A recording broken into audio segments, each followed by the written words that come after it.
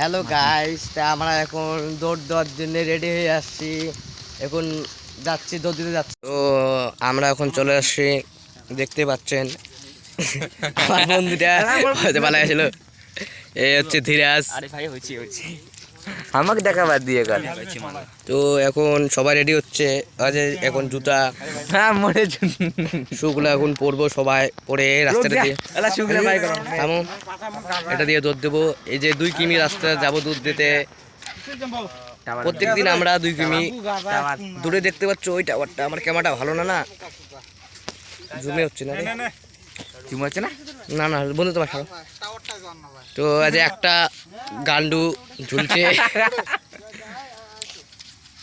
আমাকে শিকড় দিচ্ছে না, এরা শিকড় নিয়ে ক্যাচাল।